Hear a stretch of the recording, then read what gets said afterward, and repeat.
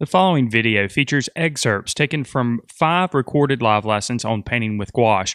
To learn more about how you can access this entire live lesson series, as well as the other live lesson series and video courses and much, much more, visit thevirtualinstructor.com/members. Approach. But I kind of just like drawing it freehand and then making evaluations and decide if I'm close to what I want or not. There's no way you're ever going to get it exactly the same. So you can kind of let that stuff go right from the start. And I'm just going to start at the top of the can here, and I see that there's a slight bit of an angle. And I'm just going to... All right, we've got a strong area of highlight that comes up, and that's going to be really fun to paint right here. And then we've got this crease that comes down. And then this is all dark value right here. There's kind of a... All right, now the upper portion of this C needs to be altered just a bit. I'm going to actually put it at a little bit more of a stronger angle, and that might mean bringing this upper line up a little bit further. There we go. Here. And then, of course, I've got my gouache paints, and I'm going to be using the Winsor & Newton Designer's Gouache. It's all gouache, but this line is called Designer's Gouache. This line of paint is fairly expensive. If you don't think that you're going to be using very much gouache, then I wouldn't necessarily recommend buying this set. This set I think retails at $60, and as you can see, there's only 6 tubes of paint. There's a lot of paint here. You're going to be using this for quite a while because you don't really use a lot of gouache paint when you use it. It doesn't require big old gobs of paint like we might see with oils or acrylics. But this is definitely high quality gouache. It really is nice and opaque, and it really covers easily. Full layers as well. And I've got my guidelines that I set up last week to kind of give me an idea of where the value changes. Of course, I'm going to, for the most part, I'm going to be going I'm going to be going over the top of a lot of those guidelines, but I'll still be able to go back and have a good idea of where I am in the painting process for the most part.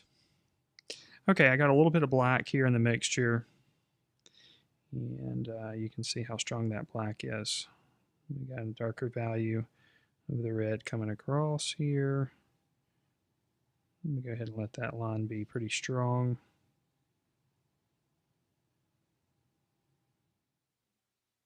You know, I think I remember mentioning something about the fact that a lot of times, sometimes people want kind of a magic solution for things. They think that there's some secret that they're missing out on, and only if they knew this secret, then that would solve all the problems that they have with their drawing or painting. Again, there are some basic fundamental things that you need to know that I consider clearly as the secrets to drawing, but there's not necessarily a magic way where you just snap your fingers and all of a sudden you create a painting in a very short period of time, and it doesn't require concentration. And it doesn't require work. I mean, and that means including these strange shapes that happen over here where the can is crushed.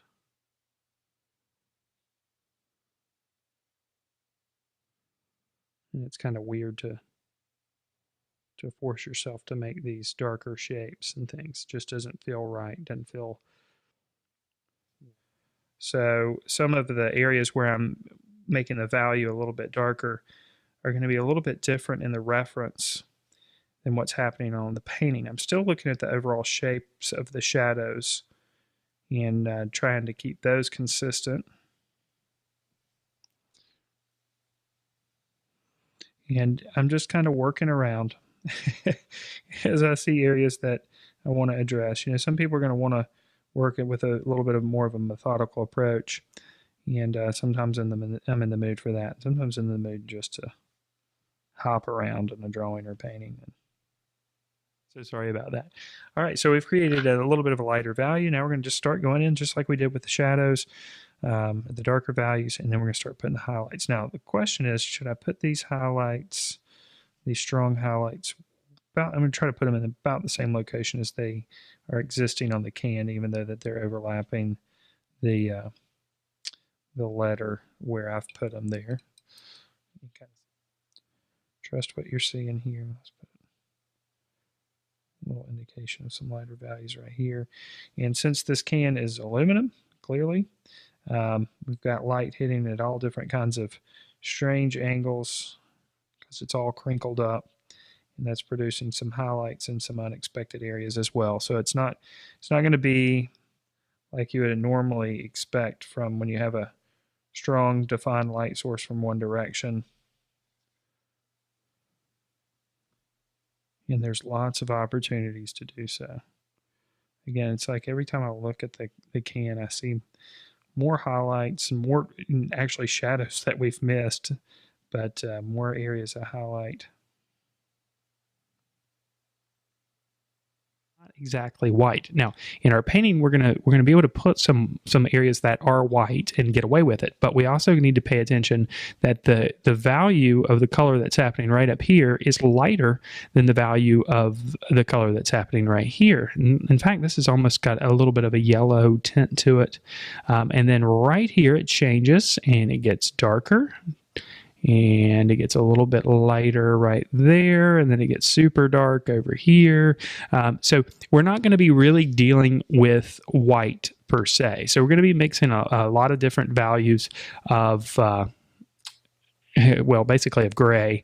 And as we're painting this, we want to try to keep our lines as clean as possible. I'm kind of going outside of the lines a little bit when I'm painting, so I'm going to slow down a little bit. But we can always clean up those lines and make them a little bit smoother. I'll come back in a minute and make the value a little bit darker in these areas. Just kind of getting the color on the surface to begin with. And again, here's another example where it might not look like there's much of anything going on, but there is. You can kind of see I need to go back over that area again to get rid of that edge.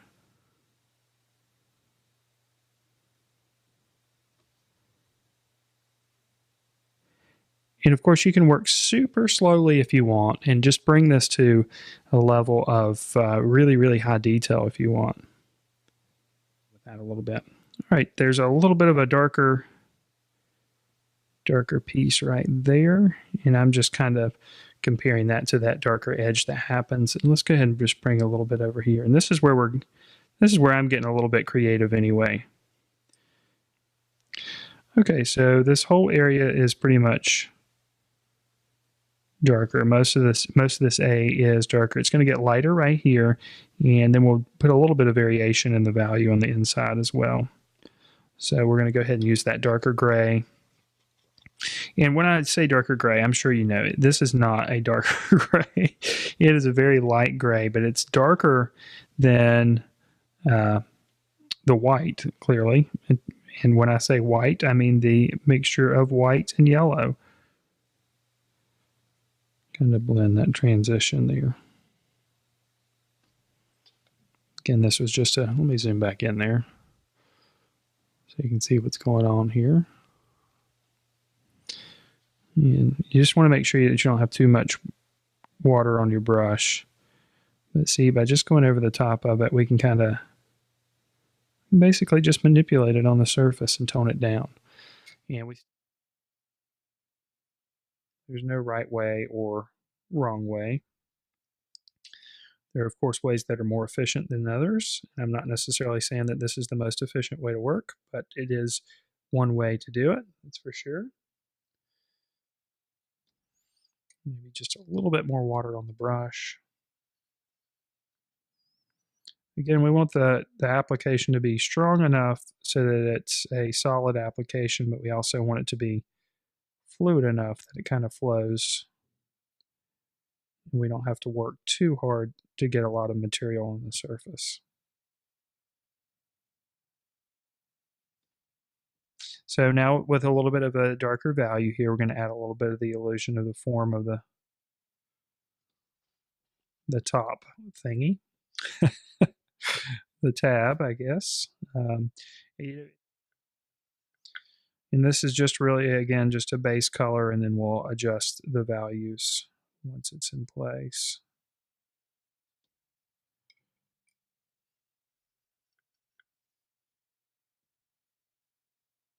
And of course, if you feel more comfortable kind of painting the values as shapes as you see them, there's nothing wrong with that.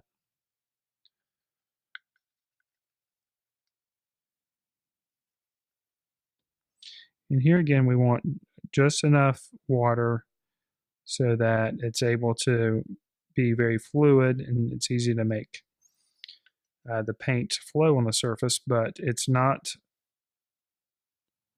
so thick that we can't pull the color. It might be a little. So just very subtle, a little bit of information.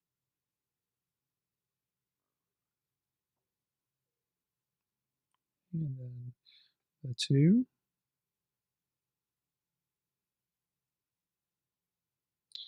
And then we'll let that F kind of disappear behind there. All right, so there you go. I'm going to call this one finished at this point.